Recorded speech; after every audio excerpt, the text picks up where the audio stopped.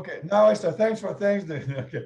All right, let me start again. So thanks for joining the meeting, guys. And today, our proposed topic was, how did our rabbis created, influence, or assisted to create the rules of behavior, the laws that we currently have after 3,000 years of this work? And I'm going to just get like 2 minutes, brief my own ideas, and I throw it out for everybody to think about, correct it, add something, whatever. My understanding is going to be limited and probably not fully correct, but the way I understand it is like this. We have a Torah. Whether the Torah was given to Moses on Sinai or it was written later, it almost doesn't matter. We have it. And the Torah is pretty nice. And we like it for various reasons. Some like it historically, some like it religiously, some like it heritage-nically, like Adrian likes to say sometimes, but whatever, we have a document. And also, whether it took 3,000 years or 2,000 years to create the laws, it's still a lot of years. And the rabbis periodically would say, they analyze it in oral law, Mishnah, Gemara, discussions back and forth, and they would derive things, and they say, based on this, Torah doesn't say it exactly, but interpretation, orally, God gave Moses this, and if he tells you to go outside the city, it means no more than 1,000 amot, or 2,000 amot, or something like this. So basically, and now sages, like even later sages, Rambam, Rashi, Ramban, whatever, they basically don't generally just express their own thoughts. It seems to me like this. They generally rely on what their teachers told them. They're not bold enough to say, I think, who am I to say? They say, my teacher told me that, and that's what I analyze. Majority of rules we came to kind of like this, whether we fully understand it or agree or not, but that's basically the foundation. But then there's also rules and laws the rabbis did. It's probably a small percentage. They just did in order to function for the society. They say, listen, if if you steal for your friend, you have to pay him such and such, and Torah and Gemara explains clearly. But it's not, but I will say, okay, if you have white sheep, give them white sheep. If you have a black, give me black. So they gave us certain rules, like in any society will functioning. We have to create something that is relatively maybe minor, and they created these rules. So our rules today are not all just passing through generation derivations of Torah, written or oral or combination, but also some, maybe it's 5% of the laws, maybe 30% laws, maybe not 90% laws, I don't know. So there's two things. Some of them kind of can be derived traditionally from Sinai, one way or another, and some relatively recent. That is basically how rabbis, and I think sometimes there are two extremes.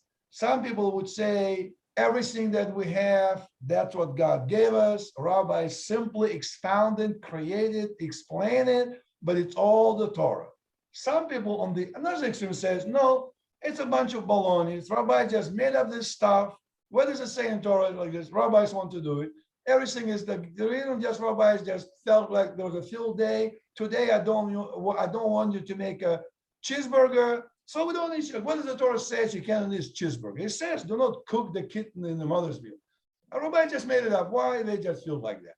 That's kind of another extreme. And maybe somewhere in between, there's a position, well, certain things they maybe on their own came up with. Like if you say, don't come out from a city from 1,000 amot, Torah, let's say, I don't remember exactly, let's say 1,000 amot. Rabbi said, well, we'll make it 2,000 amot. Why? Because if the guy goes 999 amot, and he makes 2 more steps, he's in a violation of Halacha. Why to cut hair? Make it a little bit extra room to go fence around Torah. This is my own rule. Torah doesn't say it, oral doesn't say it, but we say 2,000 amot is not that bad, and that's why the guy would know, don't go, and will keep him from sin. That's just my 3 minutes explanation, what I think is happening. You tell me, guys, what you think and how do you see it? Reuven? Well, I think I've always struggled with, once I became frum when I was about almost 40 years old. And You became what? From Dati. religious. That's it. Ah, Religious. So my approach, of course, to Torah was an intellectual one, trying to understand rationally. And I've always struggled to what seems to me some of the interpretations of the Chumash that you find in the Talmud don't make any sense rationally to me. But so it's always a struggle between we're supposed to trust the Rebbeim and assume that they know more than us, but sometimes, there's conflicts all the time. Even like Rambam talking about spontaneous generation of life from inanimate matter, and the sun revolving around the earth. And I guess it really irks me when I find a lot of Lubavitchers insisting the Rambam is like the divine word of God from heaven, and we have to believe it even if it doesn't seem to make scientific sense. And it's like, forget it. I simply can't accept it. So it's a creative tension in me. On one hand, okay, that's the halacha. I try to follow it. I personally think there's too many chumras in the halacha we follow. I think a lot of it is just layered on, layered on. I sometimes feel, like in medicine, every researcher wants to find something he can name on his own name, Hashimoto's thyroiditis, or Lermit's sign, or whatever it is, a Phelan's test. Everybody wants to have something you name, and I can't help feeling like a lot of these Rebbeim, especially in the Middle Ages, just felt like they want to show that they know something better, and they want to leave their mark, and they're going to give this chumrah because they like it, and they're going to try to impose it upon the community. I think it just goes on and on and on like that. It's overdone. I just, so, and it's hard to get people to talk openly about it because it's like considered, a shtickle heresy to question anything the rabbi said. On the other hand, obviously most of the halacha is very profound, and the laws are very deep. I know one lawyer who thinks that actually English common law evolved from the Talmud, that before they had an official law, that a lot of English people used to go to local rabbis to adjudicate things. That can't be proven, but it's an interesting idea because there's a lot of similarities, the way evidence is presented, innocent until proven guilty, so forth, so on. But so there's a lot I love and respect in the Talmud, but there's just a lot of just goofy stuff. Maybe it wouldn't be so bad if the party line was that you have to believe everything and follow everything, and they're always right. And I can't swallow it. That's all I can say. It's to this day, it's still, somebody once asked the Rebbe, why do your followers just seem to be, they don't have any questions or doubt in their eye. They just seem so clear and at peace. He says, because they only live in one world. If you live in two worlds, then you have struggles all the time. The trouble is I live in two worlds because I can't get rid of my intellectual world, my rational side. And yet there's a side which is following the Rebbe and trying to accept things simply on faith. So it's, I'll never have that kind of peace of mind that the Kanoi follow the leader Lubavitchers have, but maybe that's my challenge in life. Anyway. Reuven, can I ask you a question? Yeah. Well, if that is the case for you, then why follow specifically the Lubavitcher Rebbe? Maybe, why be a Chabadnik? Oh, because I've tried to look. Why choose Hassidus? Yeah, because I've tried to look into. See, I have an interesting mix. I'm very rational on one hand, yet I've had a lot of very profound religious experience. I had experience of being at the Rebbe's kever and actually receiving communication from him in my head it's as if I just heard it, except I didn't hear any sound. But the communication was in my mind. It wasn't even specifically words, but the way I interpreted it as it was saying, whenever you need us, we'll be there for you. It was very, very clear. I mean, it was very, very strong. It wasn't like a hallucination. Like I thought I heard something. And it was like somebody just spoke to me. This is one right after my son was shot in 1999 by this crazy neo-Nazi who went to our neighborhood, started shooting it up. He was nothing serious, ended with a bullet in his tibia, but it didn't require surgery and it's still there. But we were in New York. I've just had several experiences where the Rebbe's been in my life and meant a lot to me. And the way I described it to somebody, I said that there's mystical vitamins that Lubavitch has that I don't find anyplace else. An experience of the divine, of Hashgacha Pratis, that the most rational Frummies, most rational religious Jews tend to somewhat dismiss. They're much more into a very rationalistic Talmudic approach to everything. But I find that the mystical side, an essential vitamin that I need, and I just don't find anyplace else. So I would rather stay in Lubavitch and just, I've learned that keeping your mouth shut is very helpful sometimes. I think it's a general lesson you will hear from many rabbis. Just shut up. I heard it from the rabbi in the synagogue where I pray. Yeah. I think it's right in Pirkei Avot. One of the Rabbi Shimon said he looked around everywhere and he's never seen anything better than silence. When you're younger, you feel you have to tell everything and let it all hang out. When you get older, you realize you need discretion. I remember I heard one saying once that there's some people that hack and hack and hack at a tree all day long and never fell it. And there's another person come along and just a few cuts and down goes a tree. He says that's called discretion. Knowing when to apply the axe and when to refrain. So yeah, as I get older, I realize it's keeping your mouth shut is like Mark Twain said. Better you should keep your mouth shut and let people think you're a fool than open it and remove all doubt. Yes, that's older wisdom. That's the wisdom of the older. Yeah. Okay, so I joined the meeting today because I got your message, Lev, and you know that this topic sort of triggers me. So you're quite cunning by sending me this SMS where we're going to talk. Well, it is Torah Shebel Peh, and did they make it all up or because I'm torn between appreciating the Torah Shebel Peh to actually also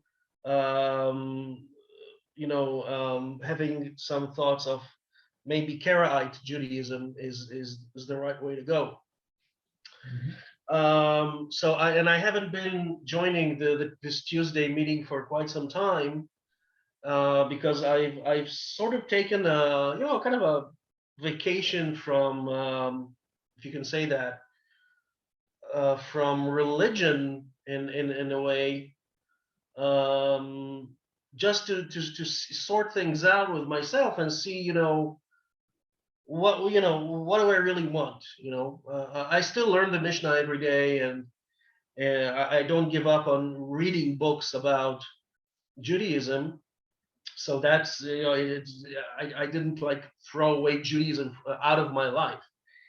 But if I want to come back and experience and not experience, but to exercise Judaism in my life, I have to find a way. I have to. That's how my brain works. I cannot explain it differently. I have to find a right way, which will say, David, you can do this for the rest of your life in peace.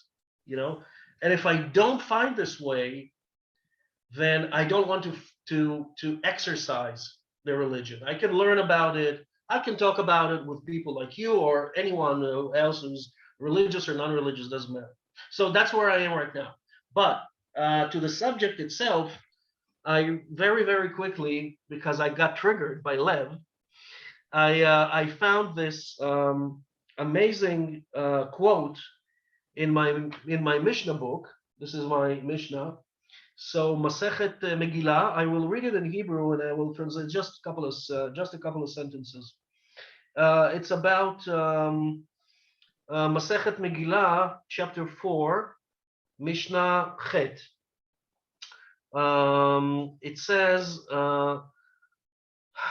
בסנדל אין עובר, אף יחף לא יעבור, העושה תפילתו עגולה, סכנה ואין בה מצווה. Okay, this is the lashon of the Mishnah, and this is what the Rabbi Ovadia Bar Tanura says. דתפילין מרובעות הלכה למשה מסיני, שהרי זה דרך מינות שבוזים דברי חכמים והולכים אחר משמעות המקרא. Okay, so basically this Mishnah is about tefillin. And the Mishnah says that you should not make your tefillin round because there's a danger in it, and it only has to be a cubicle, right? Mhm. Not round, not like an egg or something, or a little ball, but a cube. It has to be how do you call it? Merubah. Rectangle. A rectangle, right. So it has to be a rectangle and not rounded. And it also says ve'en ba mitzvah, which means it's not a mitzvah from the Torah, from the written Torah. It's halacha leMoshe misinai, which means it comes from somewhere, we don't know where that comes from. And then it says, harei ze derech minut. If you don't make your tefillin rectangle, it's minut. It's like heresy. And why is it like heresy? Because שבוזים דברי חכמים והולכים אחר משמעות המקרא, which means if you don't do it rectangle, it means that you are Denying the rabbi. despising. Yeah. That's the word. Despising divrei chachamim, despising the teachings of the rabbis, and you go after what the Torah says. Yeah, right, the mikra. The mikra. So so basically, and there's another thing that according to halacha, if you choose to do what the written Torah says, and you don't listen to rabbis, so not listening to rabbis is death, punishable by death. And not listen or not going according to the Torah is only a couple of flogs. You know, you get flogged, and you're being sent home. So not listening to rabbis is punishable by death. So the question is, why is it punishable by death? Not listening to a rabbi, what a rabbi says, even if it contradicts the Torah. But if you do something that is against the Torah, it's not punishable by death. Mhm. There's an amazing, this is the halacha, this is the way it is. Mhm. That's the way it is until today. This is from the Talmud. And so in my opinion, and as far as I know history, I'm not a historian, I'm just I just love history and love reading things about it. Because when the Second Temple was ruined, there was a complete shift of power in Jewish leadership. The power went from the Kohanim at Beit HaMikdash, at the temple. The priests were the strongest. They were the highest. They were the boss. What? They were the highest caste. The highest. They were the highest authority. Oh, that's the word. Yeah. They were the highest authority on all things Jewish, because they were performing the sacrifices and everything, and they knew the Torah. And if they didn't know how to read the Torah, they always had a reader and writer who always read the Torah and told them what to do, etc. And they were teaching Torah, etc., etc. So they were the highest authority. And the Chachamim from the Pharisees, some of the Chachamim also were priests. So it was a mix. It was always a conflict. There were priests who were Sadducees, and there were priests, some of the priests who were also coming from families of Pharisees and Chachamim.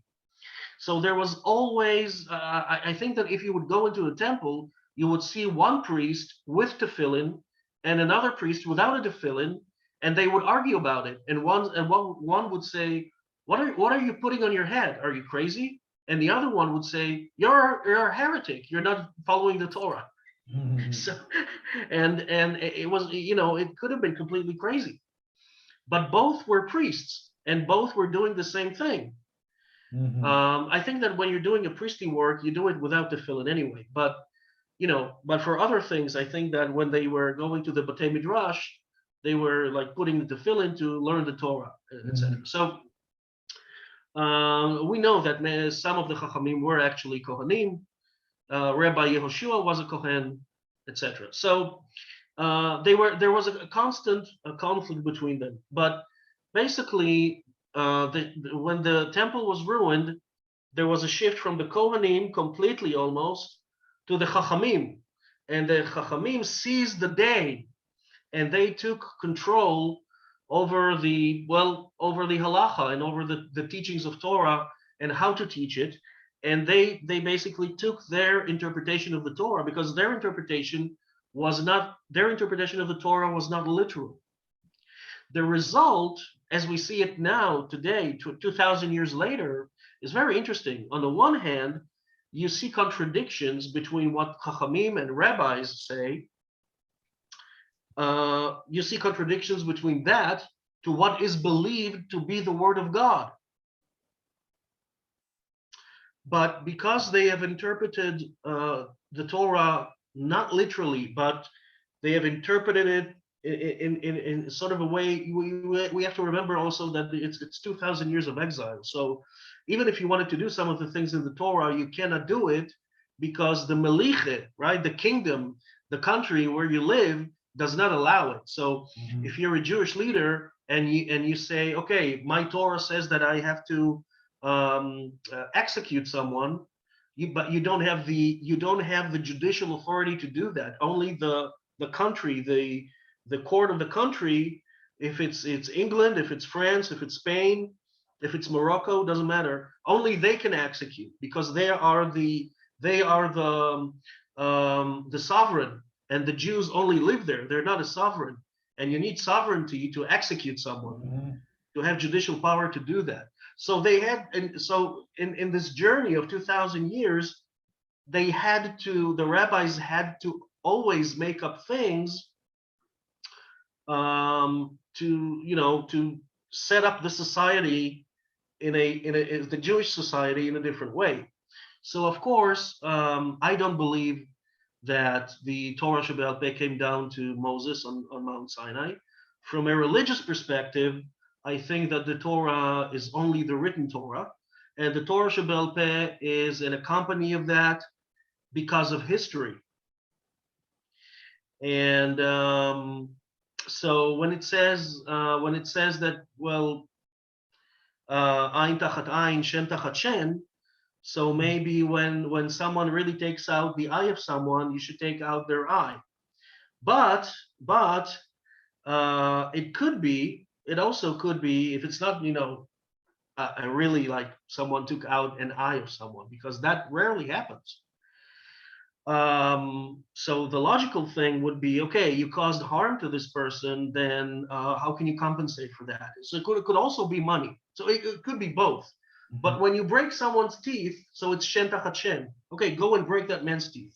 It's a little bit childish, but that's how it's written in the Torah.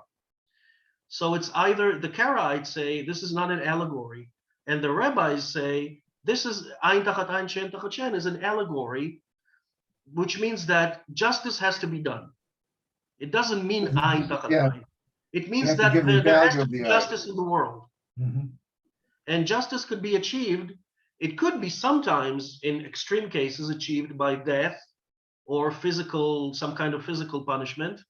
But basically, that's not what Ayin tachat ayin means. It just means that you cannot leave criminality unanswered. Or you have So, to, you have to correct the problem according to the severity of the injury. yes, exactly. So, and what happens? Okay, so let's say, right, you've beaten someone up so hard that you didn't even think about it, but you made that person blind. You didn't physically take his eye out or both eyes out, but he turned out blind because you hit him with you busted him with your leg, you kicked him in the head, and he became blind. So what do you do now? So do we make you blind? So a Karaite, a classic Karaite would say, yeah, we should make that person blind because the Torah says ayin tachat ayin, shen tachat shen. And that would not necessarily be wrong. It's not necessarily the wrong interpretation. Okay, it doesn't mean they're wrong. A rabbi would think completely different. He would think of some kind of financial compensation and maybe some other compensation, but not making someone else blind, because what good would that bring to society? Another blind person? Yeah. Reuven, I think, is saying something. Roman, your microphone is mute. No, the rabbi said you could poke somebody's eye out, then he could get an infection and actually die. So now you've exchanged death for an eye, and it's. Yeah, that's right. That could also be. Yeah. It's not commensurate. It could be that the punishment could have resulted in a more severe thing than what actually happened when the conflict was going. So you beat someone up, and the result is that you get killed for something that you shouldn't be killed for as a punishment. So that's also, yeah, it sounds logical. So it's really, it's really like you have to choose. You have to choose a way. You have to choose a way. There's also, I found something very interesting here on the internet. I kept it here from the website. It's called dafyomi.com. And it says, why is the punishment of someone who doesn't listen to Chachamim is more severe from someone who would not listen to Divrei Torah, so the Torah itself. Who is the Ran? Haran. They always say Haran. Menachem, do you Haran. know who Ran is? Ran, I think, is one of the contemporaries Rashi, no? I think So it's the one who wrote it. Haran, Bedrashotav, Reish Nun, just Reish Nun. The author. That's what it means, just author?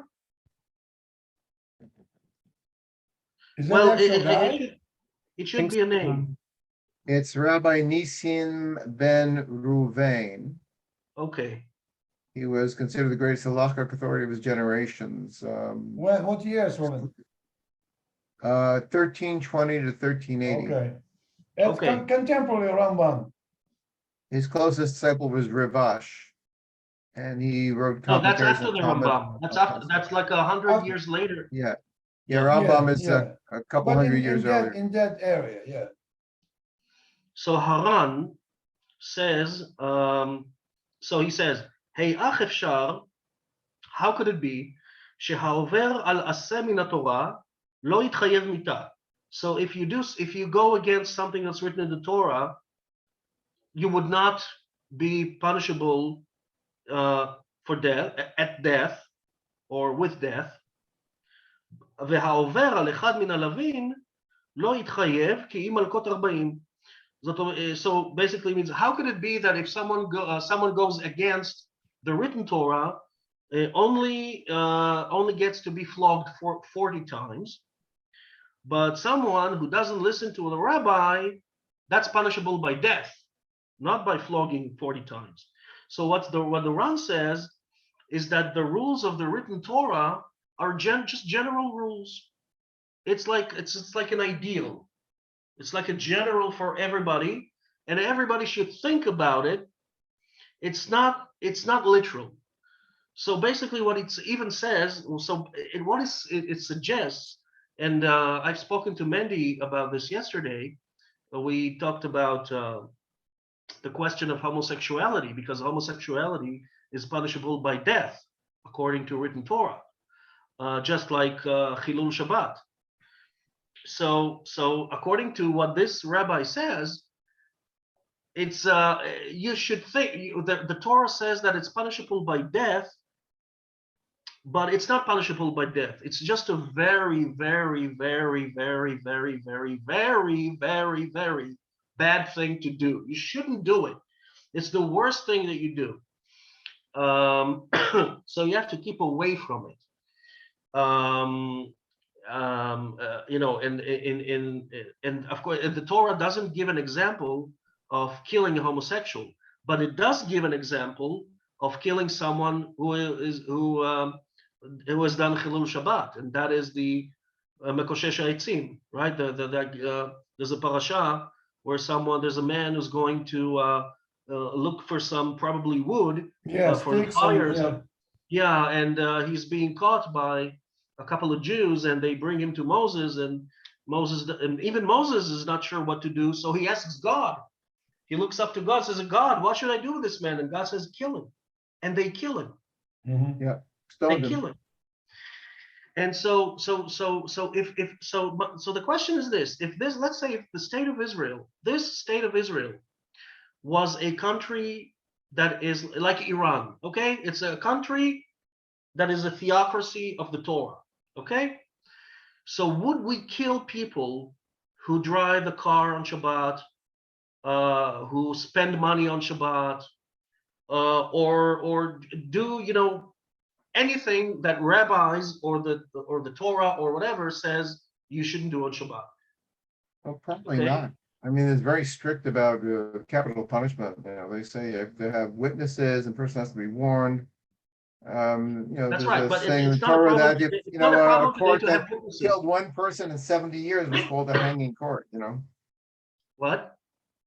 A court that killed one person in 70 years was called a hanging court. Bloodthirsty Meaning court. a court that tends to violence and murder.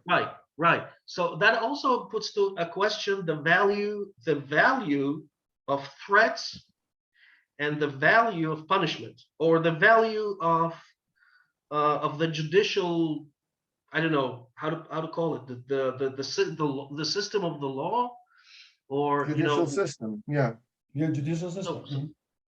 So what is the value? Because today, for instance, we all know, so we just hear in the news that rapists, they get 1 month, sometimes 1 month, not even in jail, just 1 month. How do you call it? Al-Tnai. Community Probation. Service, probation. Sometimes, like if you do this in the next month, well, we're gonna get you another trial. So, is that in Israel? Yeah. Or something, they just get like 3 months community work. A rapist. Wow, guys, very interesting. We have 4 minutes. I want to add something. I was interesting. Dave explored very, very deeply. I had to think of this.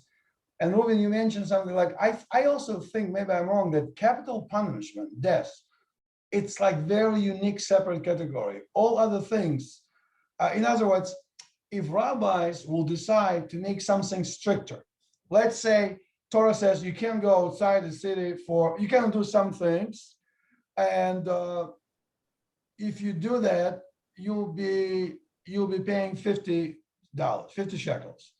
And rabbis would say, well, we're gonna make it 100 shekels, let's say. Well, rabbis can make a law, and government can say 100 shekels, not based on the Torah necessarily, but say Torah says 50, but we want to make 100. That's a law. We'll go with the law. So if the guy violates that, he has to pay 100 shekels. Torah says only 50. According to Torah, he's not violated. The rabbi said Torah is fine, but it's our own law, not dependent on Torah, 100 shekels. But that's only for financial matters. But if you go 50 shekel, if you go 50 yards above the city, Torah says, and the Torah says, you will only kill you if you go 100 yards. And a rabbi says, we're going to kill you if you're only going 50 yards. Then if the guy goes 50 yards out and he's still within the boundaries of the Torah says, no problem. Rabbi said, no, it's a punishment, capital punishment by death. That I think they cannot do. In other words, they can extreme the laws, expand the laws in the area where financial things, but you cannot kill the person by rabbinical law, by rabbinical stringency. That's my understanding. You see, guys, if I'm not correct. I think that, you know, the Torah I says. missed the whole beginning of the conversation. I'm hearing this all Andy, out of welcome. context. I'm hearing No. this all out of context. I don't understand what's going on. It doesn't make any sense to me what you said.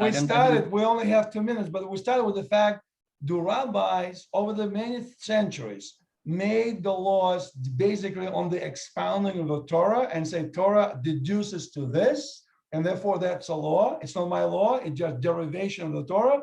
Or at least some of the laws, rabbis said, well, if it tells you not to go 1,000 or more from a city, we'll make it 2,000. Torah doesn't say 2,000, say 1,000, but to be safe, just for your own good, I make it 2,000. No Torah law. So the question for discussion was, how was it? Where rabbis did it mostly by derivation of the laws, expounding the Torah, oral and written, or did they have some, maybe 5%, 10%, 50%, their own laws according to their wisdom? They just felt that's what we need to do. That's how we started this conversation. We have only 59 seconds, guys, so we probably have to kind of do Probably final have statements. to continue next week. We'll continue next Tuesday again. I respond to that or nothing? Well, Go okay. ahead. Go. Why don't you I have like respond? 30 seconds. Yeah, go ahead. If the flow naturally I don't think will the rabbis stop. Go ever ahead. just did. My understanding is the rabbis never did anything just because they felt like it. Everything had a basis for it, based on something they were either taught that was passed down through them through the oral Torah, or taught through their rabbis, or they learned out from the written Torah. There was never, the Torah doesn't work by I feel like this, therefore we do this. I feel like that. It doesn't. Why work 2,000 amos? Because that's what was the size of the Jewish camp in the desert. So that's what's considered the smallest city. So that's why it's considered that measurement. Like there's a reason for everything. It's not just I feel like it. And if they feel like next it, Tuesday. they're